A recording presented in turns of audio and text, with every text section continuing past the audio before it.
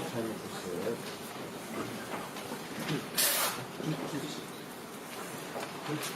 아, 네.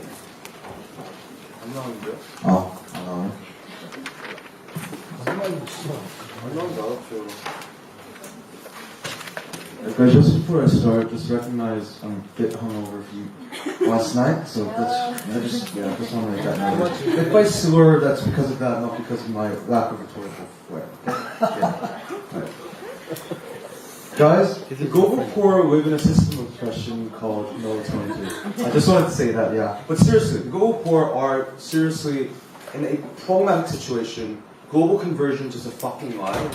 If you look at all the empirical evidence, globally and domestically, that the poor people are getting poorer and poorer throughout the ages, while the rich people, gifted by either the birth lottery or the fact of they've been benefited by the state, have been getting richer and richer. The 1% of people within countries like Korea and even the United States are dictating the wealth, have a monopoly over the wealth, while they refuse to give that money back, but also have refused to have political action in order to create systematic systems that actually can help these people from dying.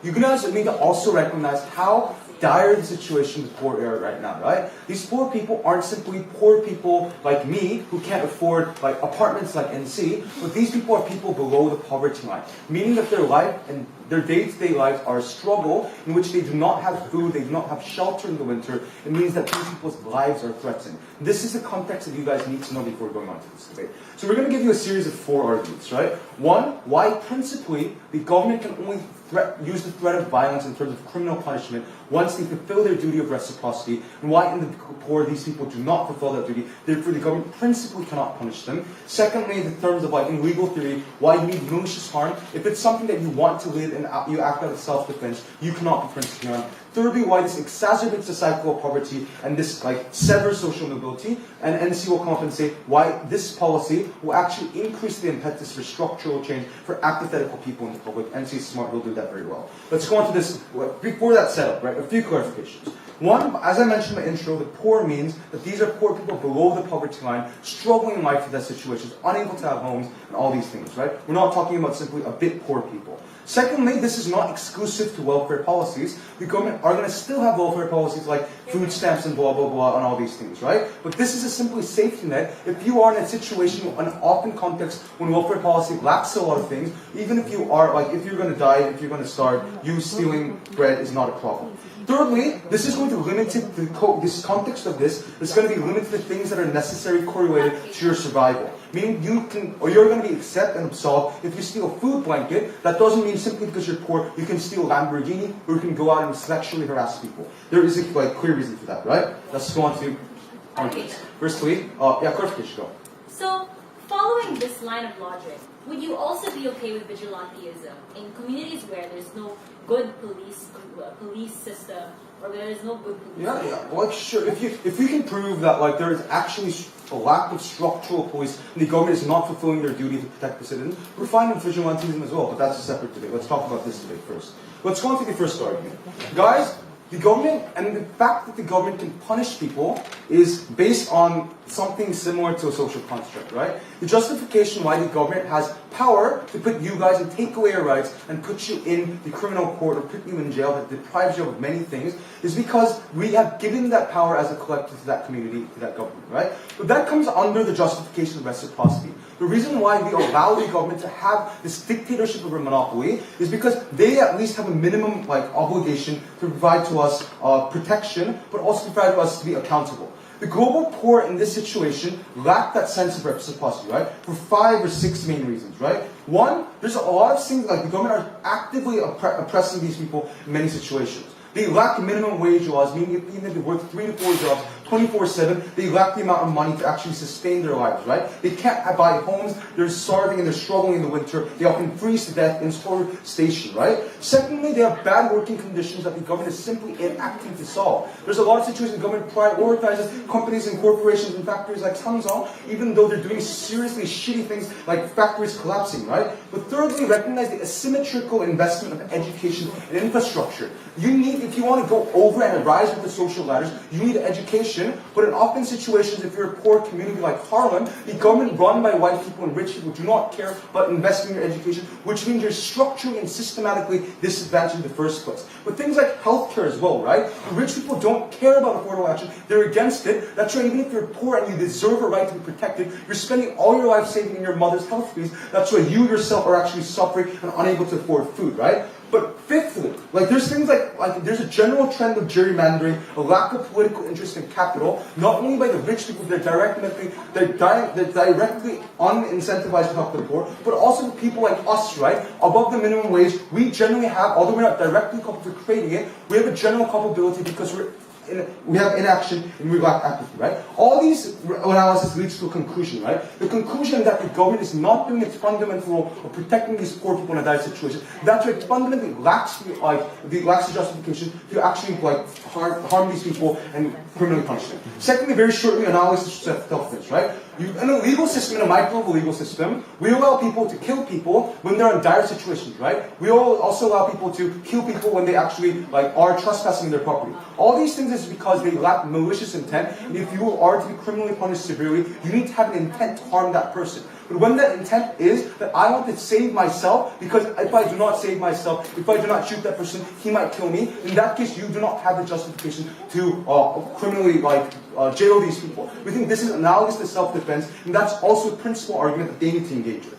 Lastly, why this exacerbates the cycle of poverty and social mobility. Prison is really bad. And we think that prison is really bad, and it's a necessary evil for things in dire situations, but especially for these poor people who do not have the ability or do not have other alternatives, you should not put them into this dire situation. Why? Because this fundamentally severs the possibility of social mobility for two reasons. One, the fact that you have a criminal record that you come from prison means you'll be unable to get any other job outside. This is especially harmful for people who are already below the poverty line, right? But secondly, things like gang affiliation. If you go into prison, because I don't want to be raped, I often go to gangs and I often try to have an affiliation right now, right? If you have 5 or 10 years there, that creates this interpersonal relationship with the gang. So even if you go out of prison, you're often scarred by the fact that these gangs come to you. We protect you then. That's why you are in debt to us, which leads you to participate further in criminal activities that fundamentally also further set your ability for having a good job or finding prospects of getting over the poverty line, right? This is especially harmful for the poor. People like NC, even if he goes to prison, he can come out because his apartment, he can get other jobs or work at SMT, right? But for the poor who lack alternative in the first place, the fact that if you go to prison, you are although you do not have alternatives, the rest of the even whimsical possible alternatives are taken away from you. At the end of the conclusion is this: if the government wants to actually punish these people, they need to do their duty first. They're not doing it in all scopes of the government. That's why they lack the principal ability to actually do this policy. We're very proud to close this. Thank you.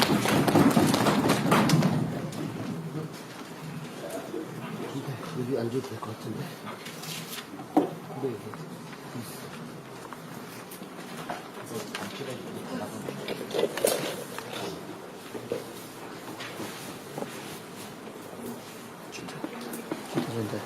준다.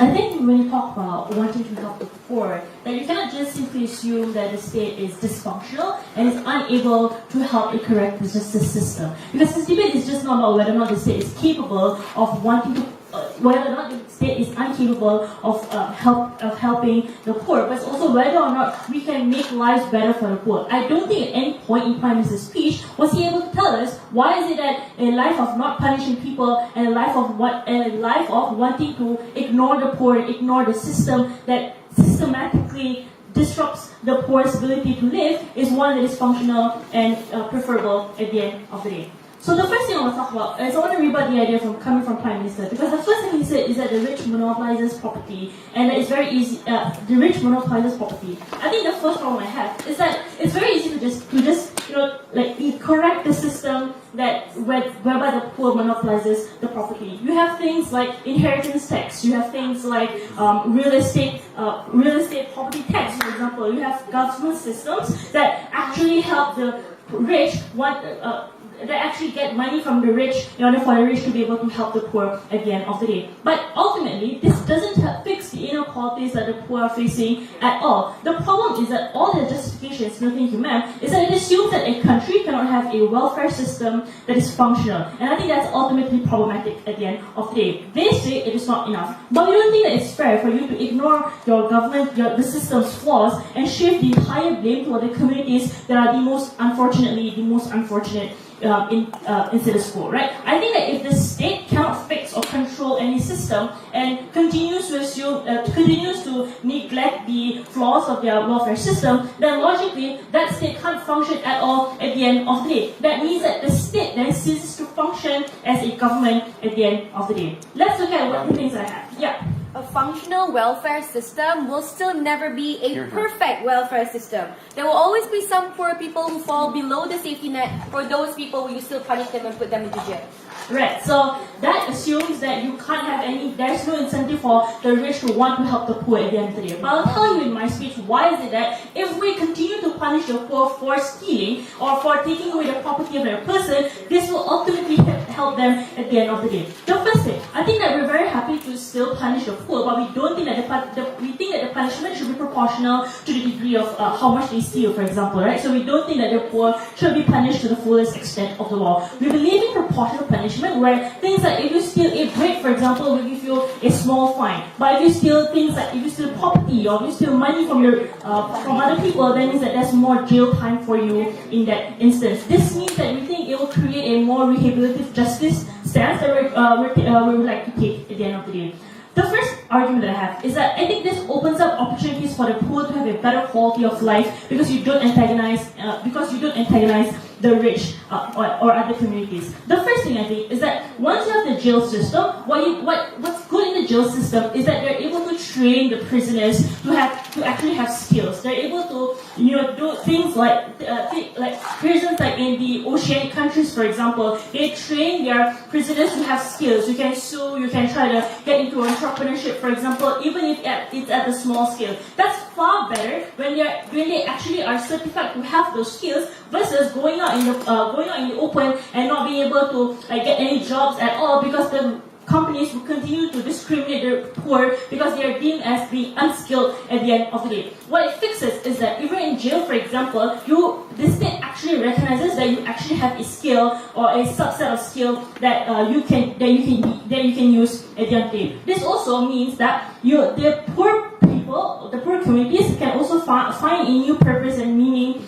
because they have a quiet skill in life as well. What this means is that they are able to feel comfortable with themselves and tell themselves that there are also other ways for them to not steal and actually get money to save their family. What we also consider that this means they might be out of job for a short term period, but we think this is still better at the end of the day. Because in a world where no one gets punished, even if there are good people out there, right? We think that companies' behavior or people's behavior towards the rich will still be towards the poor will still be the same as well.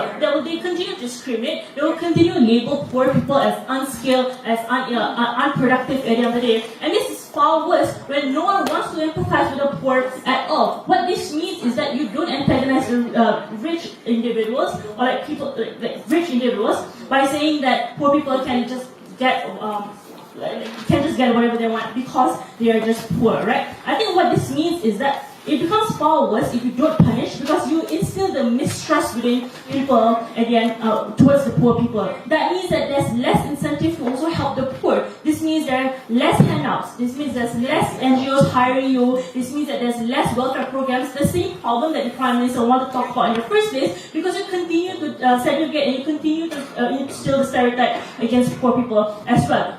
This also hurts them on a political level as well because the first, politicians no longer want to talk about the poor people because it's no longer a winning point for them at the end of the day. People, at the end, the poor always be at the dying end, right? Because when politicians don't talk about it, they don't garner attention towards poor people, that means that, no thank you, is that poor people will never be able to get the attention that is required in public discourse. This means that when they are less likely to get loans, for example, because banks always think that poor people are unable to pay back those loans. This means that there's less welfare programs because politicians, no one wants to fight for the poor at the end of the day. And all of this is just because you don't punish them and because you let them get away with the crimes that they commit at the end of the day. This means that the poor will always continue to be victimized at the end of the day. This is even worse when you disrupt the social order in society. When no one wants to help the poor, that's where it becomes a self-fulfilling prophecy for the poor that you legitimize the fact that the poor cannot be productive at the end of the day. You legitimize the fact that the poor is not useful within society at the end of the day. This doesn't fix the justice system as how the Prime Minister hoped that we wanted to have in the first place. The impact to this is simple. The first is that we think if you punish this individual, you are more likely able to restore the confidence about poor people as well. This means that poor people are unlikely to want to steal from others. Poor people are less likely to be seen as a threat to society, and poor people are more likely to society is more likely to help poor people because they see there is an inherent need for them to fix the system at the end of the day as well. This means that ultimately, poor people will get the attention and poor people will be able to be helped, and therefore there won't be a need for you to steal away the property of a possession of other people. Thanks.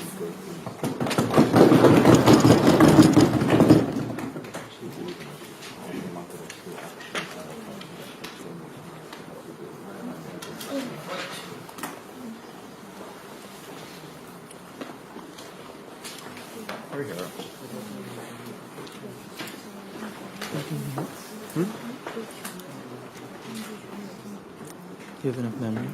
I think, wait. If not, you can use your phone. So we just heard very simple argument comes from team opposition, right? Team opposition said, if you punish the poor is not going to commit a crime.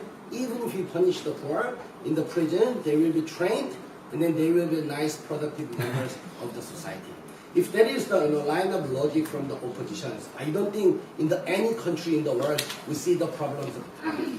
Poverty is more complicated, right? Even if I punish you, if I'm in the very desperate situation, my baby is crying because I need a bread, and even if I know I'm going to be punished, these people is going to commit a crime anyway, right? And these people is going to be in the prison, and the prison is going to punish them more. That is why they can't escape from the poverty line. We think this is the problem. They also said poor is going to commit a crime recklessly because they can be protected by the law. No, I don't think poor people want to commit a crime, but they are in the very, very, very poverty situation. They will commit a crime because even if I can commit a crime, nobody knows I'm below the poverty line or I'm over the poverty line because court is going to decide, right? If I go to the convenience store, I know the store manager has a gun and that manager probably can shoot me, and I'm not going to commit a stupidly reckless crime. I think that is the totally wrong characterization, right? With that, I have one argument. They said government functioning right now, or we said government is not functioning. They said under our policy, people is going to hate the poor more, but I'm going to prove to you why under our policy, people is going to gain more motivations to help the poor, mostly middle class like us. Before moving on to my first argument, I have several responses, right? Junta gave you 5 different reasons why we can't solve the problems. Government is systematically oppress the people. The lazy opposition says, no, government is functioning right now. That is why we don't see any problem. They said we have an inheritance tax. Right, if I have a 1 million USD and my inheritance tax only like 40%, 50%, sometimes some countries, because there's a big political party and big political power, that is why inheritance is not getting bigger, right? But in the status quo, we see many problems, right? Even if under their policy, like Mai gave the POI, the functioning social welfare doesn't mean we can solve the problems right now. But what Junta told you in today's debate, A, government oppressed these people, right? Lack of minimum wages, right? Sometimes society sacrifices the poor to benefit the middle class and the rich. In the economic downturn, we pump a lot of money. We have inflation. That's why price of the good is getting higher and higher and higher. Even if I paid by the convenience store, my payment cannot pay my ex. We think that's the problem. That is the concept of natural unemployment, right? The government don't want to solve the problems of unemployment rate because 0% of the unemployment rate, meaning too much inflation, right? This government is producing the poor. They also said we think the problems of education because school in the Harlem area is not good. That education cannot solve the problems, right? There's no healthcare and there's inaction. All these problems come from my prime minister, conveniently ignored by the all, meaning government is oppressed. That is why government have obligations to provide the weapons to protect themselves by the dire circumstance. Yes. Right. So you say poverty is complex. Sometimes it's because of natural unemployment, sometimes because of recession, sometimes because the economy isn't doing well. Then that means that a lot of the reason why people are poor isn't because rich people hate them and the state is suppressing them, but sometimes things out of other people's control. So why do you allow them to get hurt and not punish the people who harm them? Because this is nicely lead to my second question. That is why we should give them a right to self-defense, right? I think this is the same as a self-defense. What is a self-defense? There is a two-case scenario. First, government does not do their minimum duty. Then people should have a right to protect themselves, like the case of, someone comes to my property, then I can shoot them because I feel afraid of that person might harm me, right? The more than that, we follow the law because if we follow the law, this society is going to provide me the minimum care. If these people doesn't provide me minimum care, why would I have to follow the law, right? This is the concept of the self-defense, and I think second speaker is going to deal with these cases, right? So, firstly, government is doing the stupid job. That is why government can punish these people. Second, these people have a duty to protect themselves based on their legal right. That is why we think this is the right thing to do. More than that, my first speaker clearly give you the ideas why prison is the bad place to rehabilitate these people. The simple response comes from LO. We can train these guys. Then train these guys outside of our prisons, right? If I feel threat, and my roommate probably raped me in the night, and other skinhead is trying to kill me. And even if there is a training method and class, I don't think the training is going to be very, very effective, right? But under our policy, even if there's a training session, and then while I'm getting the training skills, probably I have to commit a crime because I don't have a bread, right? While I'm getting a job, I have to commit a crime because I can't eat.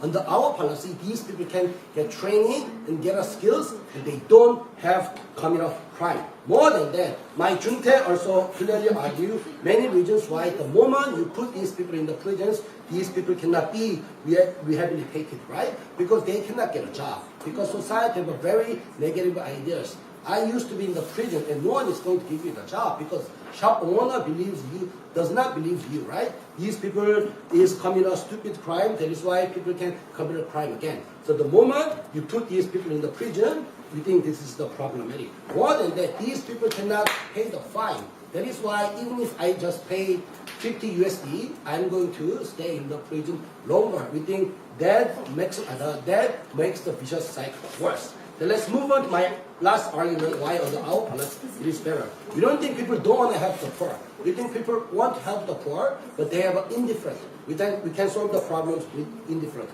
Then why indifference happen in today's debate?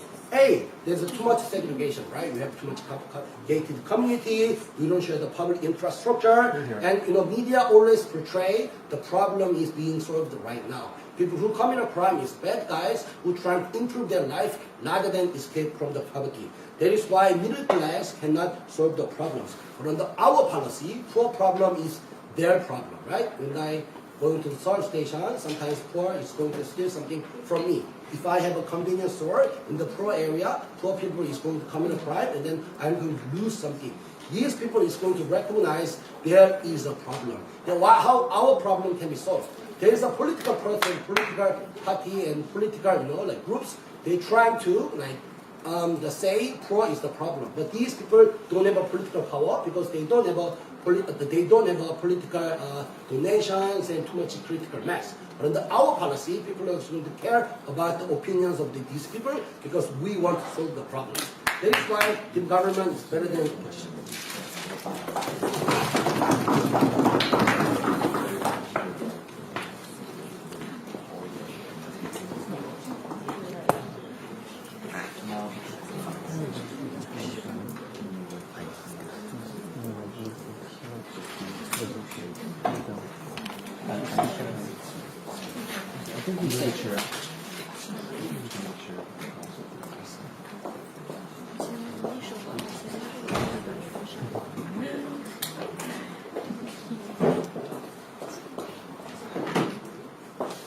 One requires you guys to talk about. 재밌죠, 심심하다.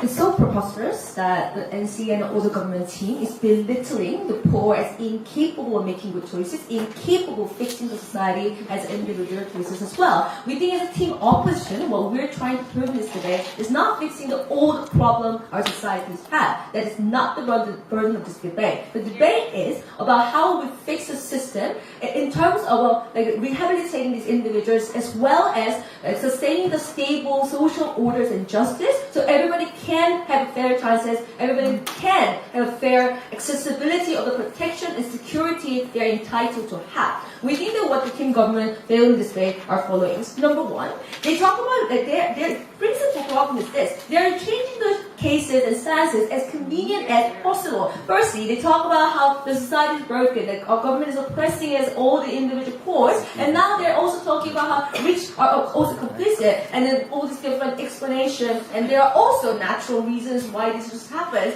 We think that opposition, they already pointed out in the POI that how if only, number one, if the government is if the rich are not the complicit and there are natural orders and reasons this happens, then also why are we then oppressing these rich people and not even rich people, the poor people we're going to tell you who are going to be the victim of the system are going to be the cause of being the responsible for the action they're not committing. But secondly, we think they talk about how poor people were not the community that is reckless crime and so on and so forth. But Mr. Speaker, we have an issue, right? Because if their case is right, then the poor people will start to harm each other as well. Because of the self-protection, you don't want to be killed by the gun owning and private soldiers being hired by the rich people. So you probably go to the low security areas to try to steal from those people who are supposed to be allies of your power to change the society. We think that when that happens, obviously there's no rehabilitation whatsoever. Only the killing for the a Hunger Games, you just kill the most vulnerable people and they're also harming this society. And then next, they talk about the self-defense as the absolute choices they will have and this is somehow the rights you can have. No, completely different cases because the self-defense is when you're literally cornered to the very marginal places, then when you have absolutely no option to begin with. If this were the cases, then you should have been all the poor out there right now to commit the crime and try to steal from other people. We don't have the system right now. Why? Because poor people are capable of making choices. They can be able to make positive choices. For example, go out, try 100,000 times to get the better chances. And when you do that, this is the time you get the happier and more positive influences to yourself. Because now you're not just being poor and incapable, and you're nothing but a verbal vigilante going all to society to attack others, but it's about changing the society on your own as well. We think this is a positive message we'd like to give to the society, the poor, and also to other people. And worse off, we also have a problem, right? Because when you start to talk about only the poor have self-defenses, and then they never engage the what opposition talked about so far. For example, how rich people, how the society, and those people will still start to feel threatened. They now feel like only the government only allows the poor to protect themselves, so-called protect themselves, and then now we have no resources. So now I'm going to actively segregate myself from the poor people. I don't want to be associated with this poor area. I don't want to go to the Harlem. I don't want to set up NGO. I don't want to try to be engaged with them whatsoever. What kind of society is it? You basically have a one state with the poor people stealing and they associate themselves, trying to believe that they're protecting themselves, but in fact, you're being bullied and you're being disengaged from all the people in our society. This is not the healthy world that we'd like to live in.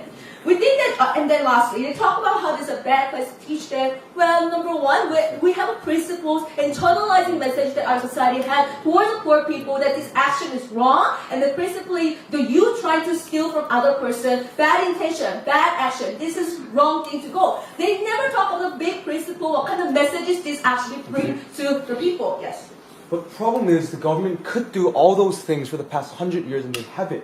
What is the principal justification the government can put these people in jail when they're not doing their principal obligation to the poor? Well, principle, okay, now they are now only pushing us to the very unfair burden, right? The fact that the government has been having issues, for example, unable to bring up the best case scenario, minimum wage, or best case scenario, the healthcare system, is not because they would like to attack, for example, the poor, as they also conceded. There are a lot of issues going on constantly. That's why we believe the poor people, by being a law-abiding citizen, have more legitimacy and a reason to call out to the society that we also are following. That's why we want to change this. That's why we need a fixing. What they're doing is eradication of system. The reason we started a society with the rules of law, the reason of our statehood being existing, is because we'd like to help ourselves with the system that even though I don't have a resource, even though I'm the poor, I still want to protect it. We think that that's the concept they are not having. Because as we have discussed so far, and also talking more, that this is a part where the poor people will be even more marginalized by the literal physical senses, because now you're being attacked by the expense of your stealing.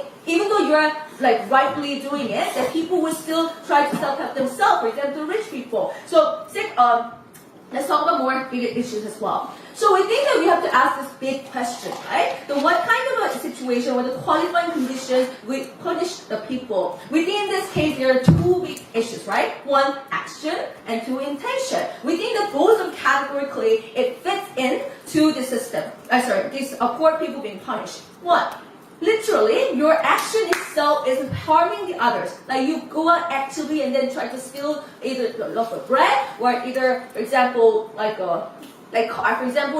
in order to go to hospital, whatever it is, we think that this action is causing the other people harm is essentially problematic. But more importantly, we think that with intention, even the morality talks, our intention is good, and how this is the best case scenario, how people will people with good intention are trying to protect themselves. What? We think that your idea in itself is selfishness that this society is not condoning. We think the problem is this. You giving yourself excuse that you can do whatever you want as convenient as the circumstances changes, also give you no reason and incentive to change your behavior in the long term as well. No lessons to be learned. But more importantly, we think that it's a problem there talk about. Let's talk about the last point about how welfare and eradication this issue.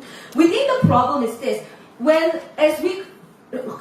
As we have brought up this issue constantly, that you helping yourself gives a complete legitimacy to the other people. No reason for the politics, no reason for the business, whatsoever in the society to care about your well-being anymore, because now you have your own means to fix your own individual situation rather than the group as a poor people, as a society would like to go for. We think the reason we need to punish the poor is not because we hate the poor. It's not because we want to make the worst of society for them. It's because we want to make the system that everybody fits in, where they also feel the protection of the society. That's why we win this debate.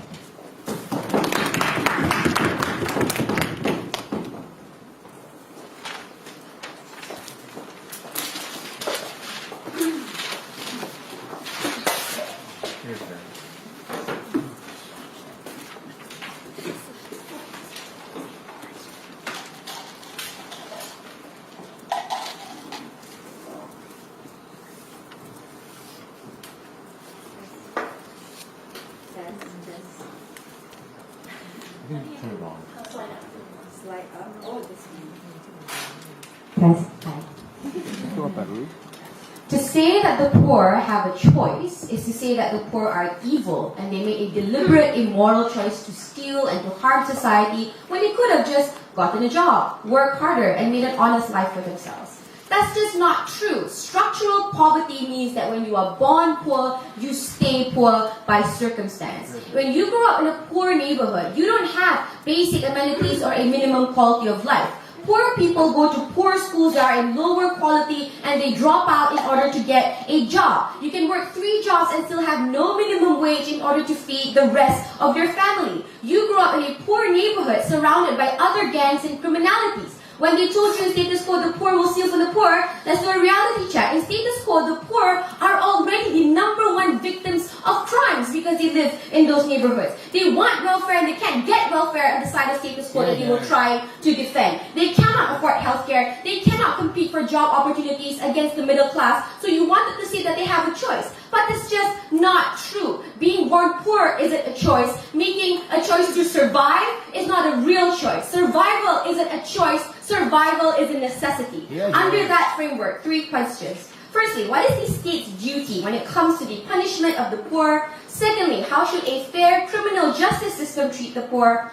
Thirdly, how will this affect society's treatment of the poor? Number 1, state duty. Let's look at the 2 things that opposition wanted to talk about. They were concerned about the rights of people in society who are also harmed by the poor because the poor can now steal from them. But on the side of government, we gave you a trade-off, which is now the rights of the poor at that moment with no basic needs couldn't find any other way to feed themselves for that particular moment. When you have conflicting rights in a debate, how do you resolve it? Let's balance the harms that are being suffered by both of these communities. For those shopkeepers, for these individuals who steal food from them, they will still have a running business. What was the setup that you heard coming from our Prime Minister? The people who fall below the poverty line are not all low-income people and all poor people. These are people who didn't get welfare. These are the people who don't have any basic needs for those moments. So these individuals are the exception and not the rule. They're trying to create this Hunger Games dystopia. That's not true. There are not many people who are completely unable to access their basic needs. They're stealing things like bread, like butter, like milk. So whatever that they're losing for these shopkeepers, it's petty change. They're not losing their business. What is the conflicting right that is being lost right now? These are poor people who are preserving their right to life, which is the highest possible right that any individual human being has to have. On top of that, we told you the only reason why they don't have access to this right to life is because both the government and the society has completely failed them by trapping them into those circumstances of poverty. We don't give them any meaningful opportunities for them to become richer. There's no such thing as a social mobility. We would like to think that if you're born poor, you can just work hard and then go up to the middle class. But no, there's no opportunity because education that you get from poor public schools are not meaningful enough for you to compete with the middle class. So with that set in mind, how about these other things that they said, oh, government has a contradiction because there are natural reasons why there's poverty. Yes, as he told you, there's natural reasons why there are poverty, which is why welfare systems are not perfect. But 99% of structural poverty is caused by the rich people who trap them within those structures of poverty. That's not a contradiction. These 2 factors coexist with one another, which is why poor people are trapped into those situations. What is the principal engagement that we had coming from the first speaker that we did not hear an engagement to coming from the side of opposition? That how do rights are being given? Rights and duties of the people are reciprocal in nature. That means people and the government have a contract with one another. I give up my rights to the government. That means the government can punish me, put me into jail, but the exception is the government then has a duty to protect me. The government has a duty to give me my basic needs. Why in the case of these poor individuals, the government has structurally failed to give me my basic needs, but somehow I still must give back and follow by the laws that you impose onto me? Where is the reciprocal nature of this relationship when the state has failed their duty? I therefore have no duty to abide by the rules of your law that result in my oppression. Second argument. Second issue, how should a fair justice system treat the poor? 2 things that opposition wanted to talk about. Firstly, the idea of proportional punishment, so therefore they're not punishing the poor too much. This is not true how for 2 reasons. Number 1, the poor cannot afford legal fees to protect themselves within these courts. They are given legal aids who don't care about their actual well-being. But secondly, petty crimes are being punished by things like small fines, right? But poor people don't have the money to pay fines. So how does the justice system work? If you don't have money to pay fines, the court converts that amount of money into days in jail. So for every $1 that you don't pay for the side of the the government, you stay in jail for 1 entire week. So for me stealing a loaf of bread, I could end up for months in jail. And this is far worse because actually the taxpayers pay a lot more money to keep poor people in jail than they do to just compensate the shopkeeper for the bread that you just stole. So obviously your justice system doesn't make any sense in terms of trade-off. Secondly, in terms of this destruction of society where everybody steals from each other, again we told you people who fall below the poverty line is an exception to the rule. But secondly, you don't steal from other poor people because poor people also don't have things to be stolen. But thirdly, if society has something to be lost, but if that something lost is ensuring the survival of another human being, we think that is a good thing, we think that is a good trade-off, and society needs to suffer those harms in order to protect the people who are most vulnerable in today's debate. Let's look at our principal engagement on how a justice system should work, but we heard no clear response from that side of the house. Yes, go ahead. Okay, so comparatively, that you on your side, you don't change the perspective on the poor. The fact that the rich will always see the poor as a continuous threat. How do you help them later? Yeah, so that is my third issue. I'll tell you when I'm engaging with that. Let's look at our principal engagement on how a justice system should work. We told you two things. In order to have criminal liability, you have to fulfill A, criminal action, and B, a criminal intention. But poor people don't have criminal intention. They're not evil. They're not born evil. They don't want to cause you harm. They're merely desperate to survive. But secondly, a recognized legal principle is that self-preservation is an absolute legal defense. Even in the case of murder, where you killed another human being and took away their life, you still don't have any criminal punishment because you did that action in order to survive. There is no principle or moral difference here. To give them moral liability is to continue your discrimination of the poor. Third question, how will this affect society's treatment of the poor? Here I will engage with Hannah's POI on stigma and mistrust of the poor. I have 3 responses. Firstly, under your status quo and your characterization, we will never have any of the political incentives to create the welfare system you speak of exactly because society hates the poor, doesn't like the poor, doesn't want to help them. So when they told you in this debate, we can have a welfare system to help them, they're lying to you because they told you that very society hates the poor people and therefore doesn't want to help them. You have to defend a failing mess. Secondly, we don't think society lacks any humanity or empathy. When you put it into context, the poor people are not stealing luxurious items like TV. They're stealing food in order to survive. We think society will empathize with them and help them. But thirdly, even if they end up hating the poor, if they refuse to fix the problem, they have more to lose because then poor people will steal even more. So the middle class will still try to protect them as a bargaining chip. Because if you don't fix the welfare system, more poor people will steal from you and then you have more to lose. For all those reasons, we must not punish the poor for stealing.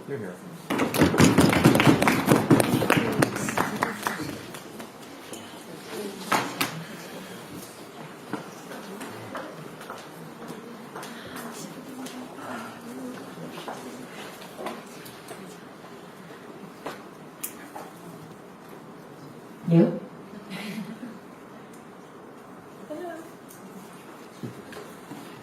This side of the house asks, what about people with absolutely nothing?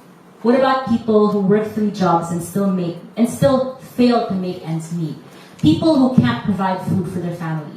People with no shelter. People with not enough income.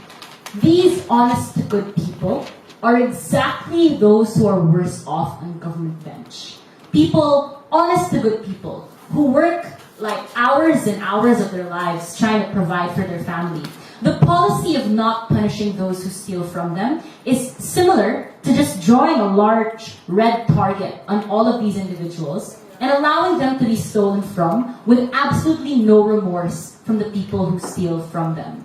We think a world with greater protection for these individuals and greater protection for property in general benefits the poor most of all, because it's these people with little to no security, these people with little to no protection from those who wish to steal from them. And if it's true that poor people are the largest targets of more crimes today, then all the more that's going to happen in a world where you don't punish anybody who steals from them. So, what am I going to discuss in this whip speech? First, I'm going to engage their principle, which if you really look at, is the only case from government bench. Secondly, I'm going to push the pragmatic and prove to you why the reasonable response of fixing all of the inheritance tax, gerrymandering issues is the right response to helping the poor versus this radical response of just allowing them to steal from anybody. So first, the principle. They say, minimum care. the reason why people are always poor is because the government is oppressive, the government hates the poor, the government has zero resources. Why is this, first of all, not a reasonable context for this debate to exist in?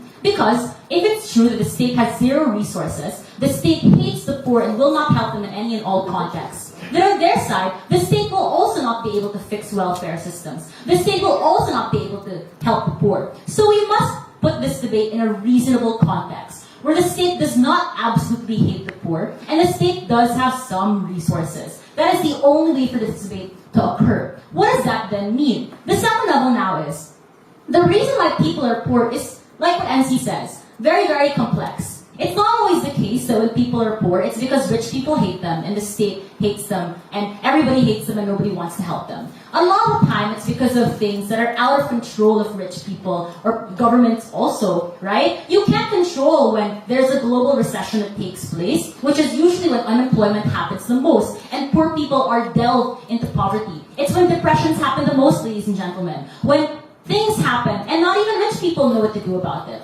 So what happens then? We ask, if it's true that it's out of these people's control, then why should they be targeted? And why should they be harmed for things that they don't directly cause in the first place? That was something they never really answered on their side. But they say, self-defense. Lucie answered this quite well when she said, self-defense in real life and the way it's applied is if you're pushed to a corner, you have no way to escape whatsoever, and the only way out is if you push the person away from you so you can run away. This is not an analogous situation, and I urge you to look at this reasonably.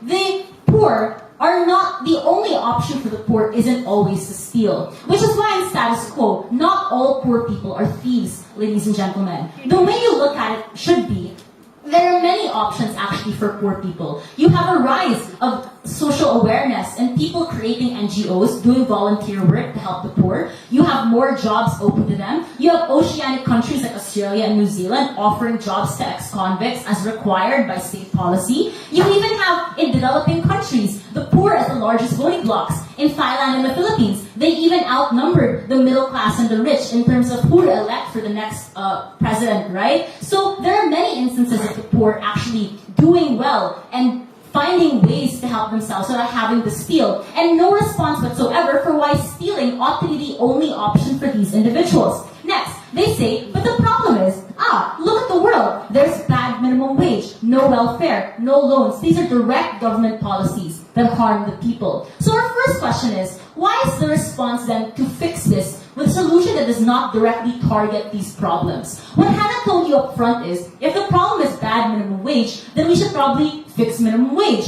If the problem is a lack of inheritance tax, then the solution is fix inheritance tax. There's no clear reason why the solution ought to be to harm the rich people or to harm people who are innocent. And in fact, them doing this harms the poor more. Why? Because first of all, there's less of an incentive for states to fix these policies now because the state feels like the poor is already helping themselves. There's no need for the state to do anything if poor people have a way of helping themselves already, so why should they bother trying? The second reason why it's bad is because this prevents people as well from getting support and supporting the cause of the poor. Why? Because they're gonna get stolen from, ladies and gentlemen. What people will see is that these people are criminals. These people are harmful to them. If a poor person stole from my house, I'm not gonna support this person's cause. So even if there's an existing movement run by poor people, rich people or middle-class individuals are unlikely to want to help them. So if you want to fix any of these harmful policies, you don't actually do them on their side. But lastly, they say the only thing they're going to steal is just butter and bread. No, right? Like if I were poor, in this context of government bench, I'm not going to stop at just stealing butter and bread. Realistically, I'm going to go into the richest house I know and steal whatever I can. I'm going to steal everything in this classroom. I'm going to steal from everyone's pockets right now, steal that camera, like filming me right now, and everything everybody has. Because if there's no consequence to anything I do, then I'll just do whatever I can. And that's the problem, ladies and gentlemen. People don't know what's commensurate to take and what's not commensurate to take. And you're allowing poor people to be the determinant of their own justice, which is bad, right? Victims' justice is never good because people tend to take more than what's commensurate and people tend to go beyond what's right. Now, last question. How do you help the poor best of all? We brought you 4 arguments that were unresponded to. First, we said blanket discrimination. We said if rich people don't know who's poor, who's good, and who's bad, the response of rich people will just be to avoid poor people in general. You have less companies hiring poor people overall, less NGOs wanting to enter these communities because they just can't trust them with their money. Second, we said there's a lot of poor on poor harm. People who are most likely to be stolen from are those with no security and are most proximate to criminals. People with literally no consequences to steal from. Third, we said there's a greater interaction on our side in a world where there's less reason for people to be averse towards the poor. On their side, the only thing they say is, people will find out eventually about the state of poverty. But if it's true, why isn't anything fixed now, right? You need something to push that. And the way to do it is by distinguishing those who are bad and those who are good, and finding ways to help the poor people that exist right now. And the only way to do that is by opposition measure. Thanks.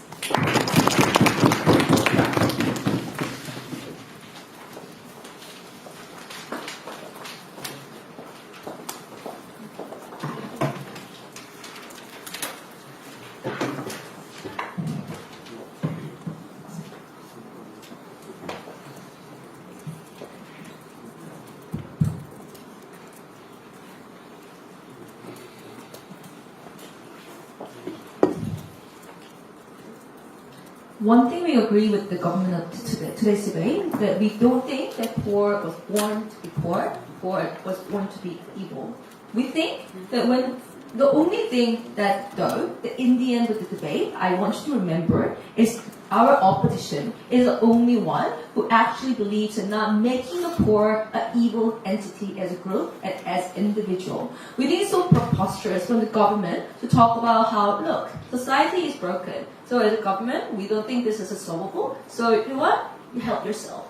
What kind of government is that? We think that the excellent opposition, like all the members of the opposition has told you, when there's a problem, we try to fix it. How you try to fix it? To listen to the people who are influenced. Like who? The poor. The only possible way the poor can have a voice is when they actually have a legitimacy to do so. What kind of society will be when the middle class, when the other rich people, or even your poor neighbor who was stolen from you also now hate yourself? We think this is a society of broken trust, broken affection to each other.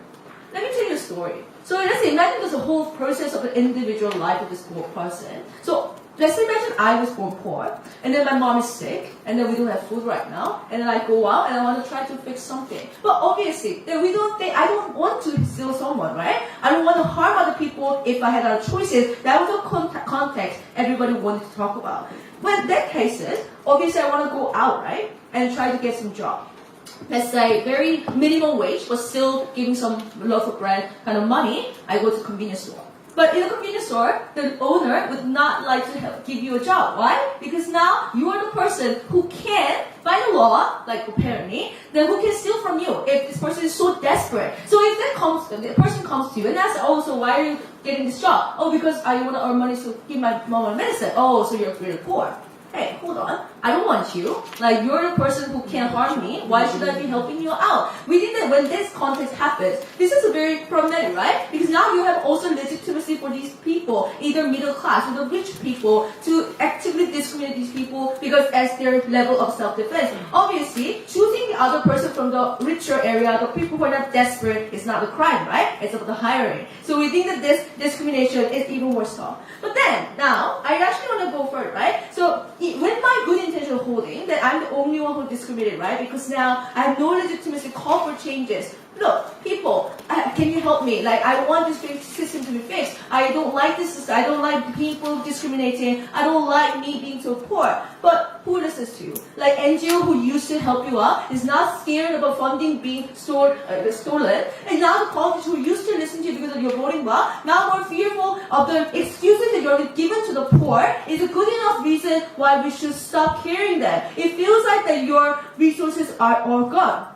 Even more problem is this. So when this all resources, you trying to be good as a poor is all limits and all all gone. Only thing you choose is to become evil. So if you remember this, that all the people who try to be good, all the people who try to maintain their status as like a good law-abiding citizen is now pushed to the corner to be evil entity who actively harm the other because this is the way you can solve your problem. This is the way government permitted you to be the problem solving. We think when that happens, obviously all the principal reasons why we have to stop this is gone, right? These people have a bad intention of trying to get out and harm other person, and now you also internal this is okay action. Why? Because what kind of other lesson is there? I mean, you try to help yourself, they say it's okay, so I try to go harm other people.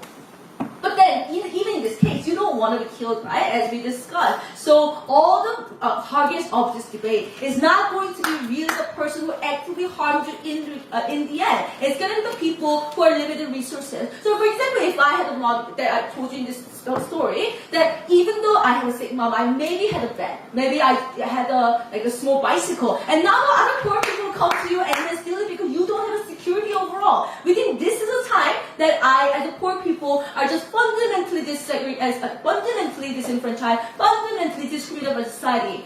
We don't want this life. We want the poor people to be able to change their life with the help of each other, not harming the other people. That's why we're in this way.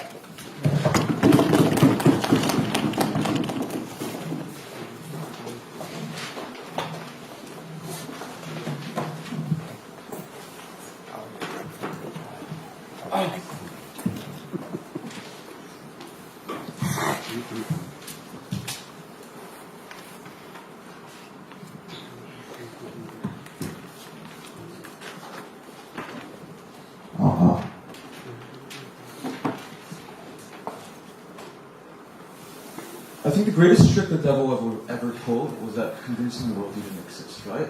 When a burglar has a gun at your head and he says your money or your life, that is not free choice. That is not the fact that you have agency. That is a core situation where both choices lead to your imminent destruction, which should not be recognized free choice. And I think that is analogous to the situation that is happening in the majority of countries right now, right? It is not simply enough for them to come up and say that the government can do other things, like welfare, like inheritance tax. For the past fucking 100 years, they haven't been doing so, and they can't simply get away with that without proving to us a realistic mechanism and why that's likely to happen under their model. That alone, and their lack of engagement to our principle, I think we're all doing this today, right? I want to give you an example right now. In Seoul, station, back 20 years ago, it was a haven for homeless people.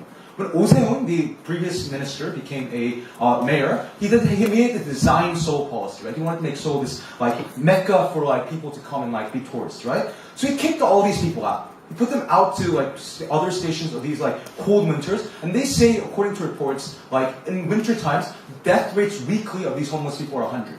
Do we care? Yeah, I care. I care in terms of debating. I empathize with them. But in the real life situation, what do we do? What kind of progress do we see? We don't see anything that realistically happens. There's still homeless people dying in the real life context, right? In this circumstance, the question you should ask yourself is it too much to ask these people to defend themselves when they have no other alternative? But secondly, in this situation when apathy and antipathy towards poor already exists, is it not better that at least now the middle class have a realistic incentive because they're frightened that they might be stolen to actually strive for political change? I think that is the more intuitive word of realistic change than comparing for opposite change, right? Let's go on to one thing before we clarify this. They try to frame this debate in whip speech, which is new material, but try to frame it that this is a dystopian situation where people will steal from everyone. That's simply not true, right? This is a retroactive policy. From the beginning, we told you we will only give you absolvents once you steal proportionate to what you have, but also because you are under the poverty line. This means that for all the reasons it's unclear if you will be punished or not. The conclusion from that means you probably won't steal if you are if you're unsure if you are in a dire situation, right? Because even if I think I steal that I might be not punished, the fact that the court might decide differently. That fundamental uncertainty means that most people won't do it. But also the thing NC said, right? If you try to steal, you might get beat up. That itself is an inherent thing that most people won't steal. Then who are the likely people who will steal? It's the people in dire situations who are below the poverty line when they have no other alternative, right? In that circumstance, when they have that threat of punishment, I don't think they'll go out and steal from other poor people. If they have that uncertainty, they're most likely go to the bigger gamble, right? The gamble that gives them more things. They won't steal from a poor person who probably had nothing. They'll probably go to a store or a hospital or get medicine in the hospital when they know they have something to make that threat they have something reasonable to gain, right? The problem here is, that was just, actually, it came out in whip so I can engage, right? So also, let's talk about things about. The problem here is that they don't talk about the principal engagement. They give you a bloated reason, right? Active oppression in terms of like inheritance debt, refusal to implement universal health care, which is made by the rich people. But even if you don't buy in that, the fact that they're enacting right now, that makes them complacent to the death, the things that we are not doing anything to solve the homeless people dying right now, make us principally culpable. And in that threat, our collective as a government fundamentally lacking responsibility or a principal ability to punish these people. Because you don't engage with the principal claim here, right? If you want to punish someone, then you need to actually do your end of the contract. If you're not fulfilling that in the first place, then you do not have the principal obligation, the principal ability to punish these people. They can't simply say there's going to be practical harms without weighing in why that's something that's more harmful than the principal reason that they gave you in the current status quo. Right? Like the only thing they come up is that like the government can do this and that, people still have agency, but what agency, right? Compare the level of sophistication I gave in my PhD and their one-liner say court can do other things, government can solve the problem without giving us how these problems can be solved, right? The other thing that comes down to is the practical, utilitarian, decadent-like impact, right? They talk about stigmatizing, victimizing will increase, but we already have stigmatization, we already have victimization, we already are not doing anything the past 200 years to solve these people. They don't engage with NC's mechanism. Now the people feel a threat that they might be stolen from, and that is when they would try to make political changes and structural changes. Not right now. They feel empathy, but they're not doing shit. We would rather have a negative incentive like Malcolm X did compared to them doing nothing. We're very proud of what